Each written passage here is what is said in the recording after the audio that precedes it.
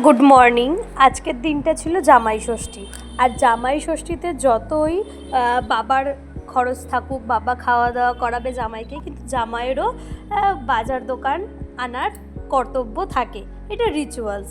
তো সেই জন্য আগের দিন যেহেতু আমরা যেতে পারিনি, রিষড়া থেকে আসতে অনেকটা লেট হয়ে গেছিলো, সেই জন্য আজকে সকালবেলা আমি আর সর্বজিৎ বেরিয়ে যাচ্ছি বাজারে। সেখানে গিয়ে কী কী কিনবো তাই ভাবছি, কারণ বাবা অলমোস্ট সব কিছু এনেছে আর মা নিতে বারণই করেছিল। তো যাই হোক, আমরা ফল কিনেছিলাম, আম, আপেল, কলা এসবগুলো কিনেছিলাম। আর লিচু সারা বাজারে পাইনি। যারা জানো আমাদের স্টোর বাজার কত বড়, কিন্তু সেখানে এই এত সকালে এসেছি, এখন বাজে 7:30, 7:45 এরকম, তাও কিন্তু লিচু পেলাম না। তারপরে আমরা আনন্দমার্ট বাজারেও একটু খোঁজ করেছিলাম একজনকে ফোন করে, সেখানেও পাইনি। তারপরে বাধ্য হয়ে আমরা এলাম স্মার্ট বাজারে।